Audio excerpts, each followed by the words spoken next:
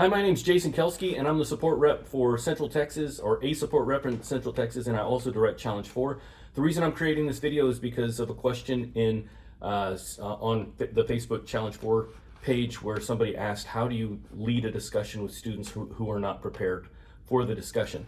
And so this is a response to that. I'm going to show you, I'm going to model for you how I do it. And let me introduce the students and explain the preparation. So I would highly recommend you don't record your class. This is not a challenge class right now, but I have 3 challenge students. The 3 challenge students are my own children, and they're in different age brackets. So we know 2 of them are not going to be prepared because they're not in the program. So I'm going to hopefully draw them in with some questions to involve them in this process. What this assumes is that the students who are not prepared at least desire to participate. So if you have students who don't want to participate, there's really nothing you can do. That's something that should be handled between the student and the parent. But if you have students who want to participate, they just aren't prepared for whatever reason, this is how you can model the conversation. What I will emphasize is not to embarrass a student for not being prepared, but you can draw a conversation. So let me introduce my kids. I have Aiden. Aiden is in Challenge 4. He's 17, he's almost 18. I have Hannah. Hannah's in Challenge 2. She's 15, almost 16. And then I have Kate. Kate's in Challenge B, and Caitlin is 14 and not almost 15 anyway, but she's 14. So the book that we're gonna do is as diverse as the kids that you're gonna have in your program. So what I mean by that is we have C.S. Lewis's Mere Christianity, and the copies of the book are what I'm talking about. So we have the older version of the newer version, which highlights those students who have a hand-me-down book versus those students who get the new one because they're new to the program. We also have another hand-me-down, which is Dad's old copy from 20 years ago that's been read through and old and ancient, and it's being held together by tape. You know you have kids that have this in your program. And then you have the thrift store, not thrift store, but the bargain deal where, you know, this is probably a copy of Mom's, and it has multiple books in the one book, and this was probably bought by Dad, who was like, I'm gonna make a deal by getting one book that has all the book. That's what I did. Okay. Anyway, so you're gonna have a variety of kids with different kinds of books, just like you have a variety of kids in your program. So all that being said, let's model what it's like to have a discussion. Once again, Kate has read the book. Turn there to Mere Christianity. Hannah has not read the book. Aiden, that's actually his copy, the new version of it, and then this is mine, that is an older version, but it's the newer one is the update of this. So we're going to start the conversation right now and pull out some information from these students. And I didn't script this. They have no idea what we're talking about. All we're going to do is move forward and see if we can't have a discussion and pull out information. So how are y'all doing? Very good. Do you have a good week? Mm-hmm. Good. Did you prepare for class? Yeah. You did. Okay. Have you read chapter 1 of Mere Christianity? No. Hannah, you haven't? That's okay. A lot going on, right? I understand. Kind of. I understand, right? Kate, you've read it. How long has it been since you read it? I think I read it this summer. Over the summer? So, yeah. Okay, cool. Aiden, when did you read it? When it was assigned. Okay, so you've done the work. So yeah. Okay, great, awesome. I'm really glad that you're here. My encouragement for you is that you participate, even though you may not recall everything, or you may not even know. That's okay. You still have something to say and something to offer.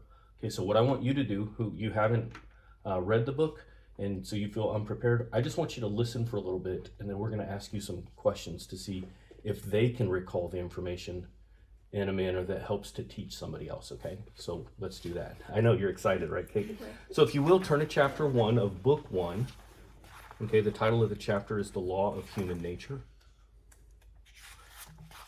And since we all have different versions, I know Aiden and I have the same copy. So Aiden, it's on page 5. On page 5, turn to page 5. I know you're saying 3, but we're going to read a quote on page 5. Mm-hmm. Caitlin, if you'll jump, what are we? 1, 2, 3, 4. It's the 5th paragraph. Hannah and Kate, it's the 5th paragraph of chapter 1. Chapter 1 is the law of human nature. The 5th paragraph. Starting with this law was called the law of nature. This law was called the law of nature. That's it. Hannah, are you able to find it? Mm-hmm. You got it. All right. So Aiden, you're prepared. Go ahead and read that. Paragraph. Yeah, a couple of sentences. Go ahead and read those for us. This law was called the law of nature because people thought that everyone knew it by nature and did not need to be taught it.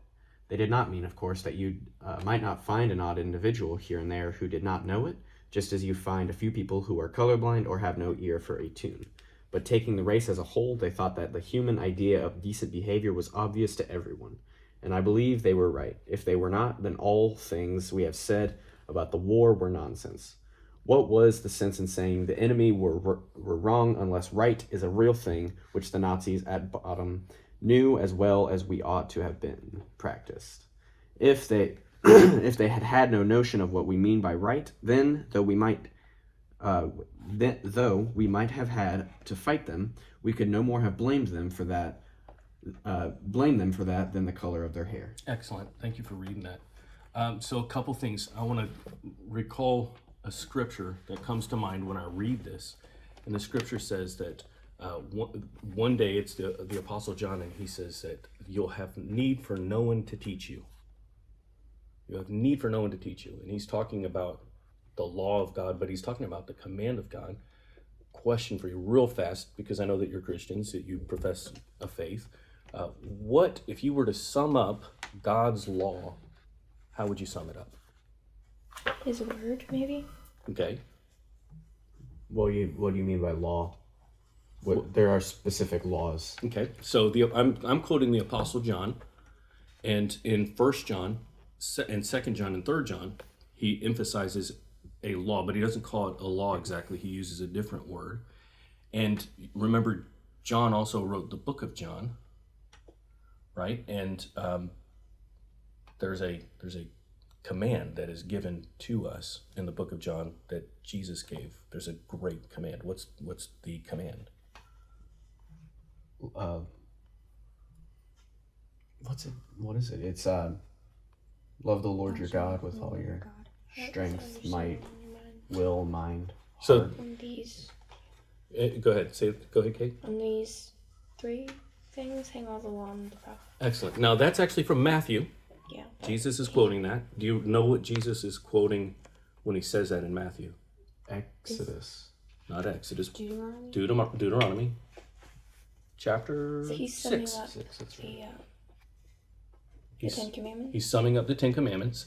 And what one word encapsulates the 10 Commandments?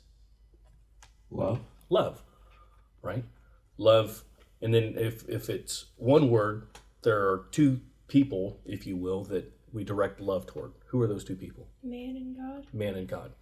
Do you think that love is written on men's hearts? Yes. You think so? Do you think it's a natural thing that people desire to love? Hannah, do you think it's a natural thing that people want to love? Yes and no. Okay, why yes? Well, because... why yes? I think people really want to just feel like they are loved, Okay. I guess. Okay. So there is a sense of love, but then I say no because people are sinful and they look towards themselves rather than other people. Excellent. Okay. Now, this ties in. I see that you have something that you want to say and offer right there. Do you want to say something? Well, when you say love, like, what do you mean when everyone feels love? Because, like, everyone may, I don't know, it's kind of how you define love. Like, what do you mean? Because someone might say, oh, what about a sociopath? They might not feel love. Okay. So, do you mean, like, do you mean it as, like, a feeling or... So I didn't say feel love. Yeah. Hannah said that. Hannah, what did you mean when you said everybody wants to feel love? I guess they want to feel like that someone cares and wants to know, like, they want to be around them. Okay. I don't know. Do people want to feel good? Yeah. Does a sociopath want to feel good? Yeah. They might I go think about anybody would. they might go about it in differing ways, but they want to feel good. And in some sense they want people's affection. Okay. Aiden, you read the chapter. I know I can see in your book you've got underlined words and phrases and everything. If you will, when we talk about the love that Jesus talks about, that the Apostle John talk about, they say to love the Lord and to love others. Encapsulate for me what C.S. Lewis here means. Like, how is that related to the law, in which he said this law was called the law of nature? How does the law of love, how is it linked to the law of nature? Or is it linked? It would be, because I would assume that the law of nature is in regard to the law, or is in regards to the nature of man. Okay. And the nature of man is that of something that mirrors God's nature. Okay. It is not God's nature, but it is similar. Maybe it's a destroyed version of God's nature. Yeah, but even before the fall, it was not God. It was Okay. not God's nature. It was created as a reflection of God's nature. Okay. God's nature is to love. Okay. So God created man to love. So who said God's nature is love? Paul. Paul. You can see that in 1 Corinthians. Okay. What does he 13. say? Yeah. God is love. Awesome. Okay. Nope, that's not Corinthians. That's one of the Johns. One of the Johns. It is. It's one of the Johns. But in Corinthians, it's talking about what love is. That I mixed that up. That's Yeah, okay. I mixed that up. That's but okay. I mix things up all the time. Earlier I said John, but then we talked about Matthew, Yeah. which is the law. Matthew, 24, where he 22, where he says to love the Lord your God with all your heart. Yeah, Okay. but man was designed by God to love. Man was designed by God to love. That is in man's nature. Okay. And so the law of nature it talks about human decency, quote Okay. unquote, you could say, Okay. and how man ought to act. Okay. So give me an example. I don't mean to interrupt, but for the sake of time, we do have to try to stay a little bit on a point. But I love that you said what you said. Link it to something that he says about behavior. Like, how do people act toward each other that would point toward a law of nature? And he talks about it. I'll just point you to it. It's on the very first page. He talks about this. You recall it. Good. But don't tell me, tell Hannah, because Hannah didn't have a chance this week to read it. So tell her, give her an example of a behavior.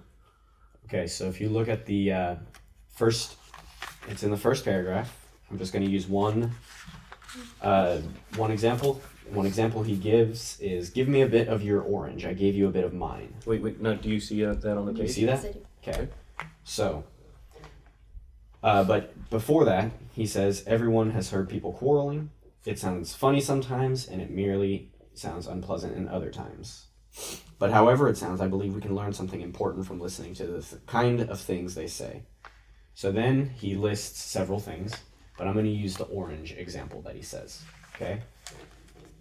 So what he says about the law, or what he says about the orange, is he's saying it points to a higher idea that another person, a standard, he says, a higher standard. So because I gave you my orange, you should give me mine, because there is a standard at which we should live to be. And I'm holding you to that standard because I know it and you know it. Okay, let's pause there. Does that make sense, Hannah? I think so. Okay, so will you state it back? Tell Aiden what you heard him say. It's like here's the word. You expect something whenever you give someone something. You expect something back from them. Mm-hmm. So And we call that being... in debt, maybe. I was thinking of something else, but in debt, yeah. In debt. He talks about that. I think it's in this chapter. He says that what does he say? He says that we all feel like we should do good and hold everyone up to that, but whenever someone does bad, they immediately feel an excuse. We feel like we should be good just for being good, but no one feels that we should be bad just for being bad. Yeah. You know, you gave me some of your orange, or I gave you some of my orange, you should give me something back, or something like that. We don't feel like we should do that when we're being mean, you know. We don't Yeah, if you're give harsh to someone. Yeah, Yeah. You don't think, well, you should not be mean to me back. Is that what you're saying? Kind of, yeah, that's kind of how he says it. Okay. You know? What do you think, Hannah? That makes me think of the golden rule. Yeah. Treat those. Hold on, I don't remember it. Yeah. Well, do unto others. What you want done to you. Yeah, what Something you like that. Yeah. Yeah, something like that. Yeah. That's I think what he's appealing to here, the law of nature. You know that you ought to be decent to people. Yes. Do you think that's what he's trying to say? That's in what this- he's saying. in this Yeah, chapter? I think that is what he is saying. Okay. That's what he's saying the law of nature is. And I think he says in this paragraph, I would assume, is that every man believes in it to some degree. Yeah. Okay, so Hannah, who hasn't read this, do you agree? Do you agree that all people want to be treated a certain way with fairness? Yes. Caitlin, you've read it before. Do you agree that people want to be treated in a certain way? Yeah, I feel like our sin feels like we should deserve our sin. Sinful part of us, the sinful nature that we have is, oh, I want everyone to love me. But God is obviously the opposite, and He is in the human nature. The nature that we have, the law of nature, is that we should love others, and that's what the Bible calls us to do, to follow Christ, because that's what He did. Yeah, for sure. And so that's our nature. That's what God created us. That's how He created us, to reflect Him. Yeah. So Definitely. I agree. I definitely agree with that. Can you think of a story that you've read this year where there's unfairness? Yeah. Okay. How about a movie you've seen recently? Is there any movie you've seen recently that you think of that has unfair treatment of people? Yes. Give me an example, Hannah. I'm thinking about the movie that Kate and I watched on Saturday. Okay. It was Cinderella. Cinderella. You watch that like the every live Saturday. action. No, right? we don't. not live action. The live live action action, yeah. have to Animated qualify. one. Okay. Yeah. But she was treated as if she was insignificant and she didn't matter Mhm. by the stepmother and her stepsisters. Yeah. So And she Did- was very kind, and she didn't treat people with harshness deserve. or she didn't give them what they deserve. Aiden, can you think of an example of a story or a movie or something where there's unfairness? How about something that you're currently reading in Challenge 4? Yeah, the Odyssey. Yeah, what I think of the Cyclops. The very first thing that Odysseus and his men are, they get stranded on an island, and they go and they find inhabitants, and the inhabitants are Cyclops. So he goes to one specific Cyclops into his cave, and their idea was, we shall be hospitable, and hopefully he gives us a place to be, or a place to rest and gather our bearings as a host. Yeah. So they appeal to him and they present him with gifts, and the first thing the Cyclops does is grabs his men, bashes their head into a rock, and eats them. I'm so glad that you brought up that example for this video. Yep. In this conversation. Thank you. But later, Odysseus gives the Cyclops the gift, which is wine. And the Cyclops enjoys the wine, and Odysseus says, well, it's custom to return the favor and give us a gift. And the Cyclops' response was, my gift to you is that I will eat you last.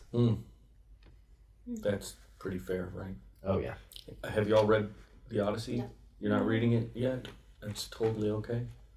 Now, if you were in the Challenge 4 class, I'd go, oh man, you're missing on some stuff. But since you're not, I won't say that to you. But it's an excellent story. Does what he said pique your interest at all? Does it make you go? Oh, I've already wanted to read it for a You've while. already- Yeah, I already just need wanted. to find the time. How about you? Does that pique your interest in it?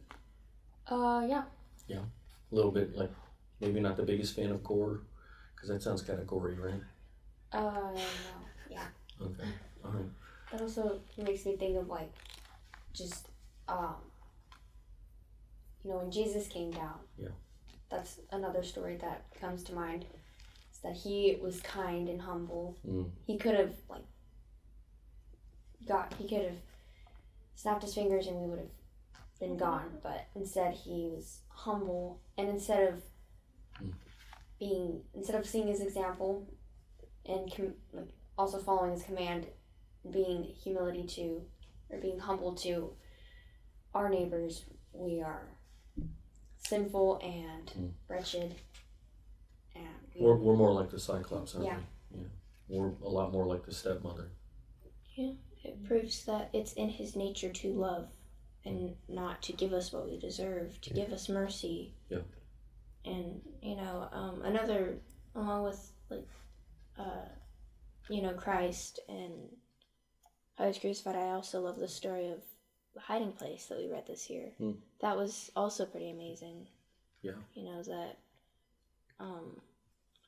Betsy Ten Boom was just, while in the concentration camps, while she was being beaten and hurt and mocked, she rather, instead of turning up her nose and saying, "Oh well, you're all gonna go to hell anyway, so you don't know Christ, but I do." That's not what Christ did, and she knew that, and she knew that she was just as bad as them without Christ. So she was more humble, and she wouldn't mock them, and she just pitied them. So one of the things that I hear when you say that, what I think of is that she realized that God's law applied to her. She realized that that the law of nature applies to her, and I think that this nature.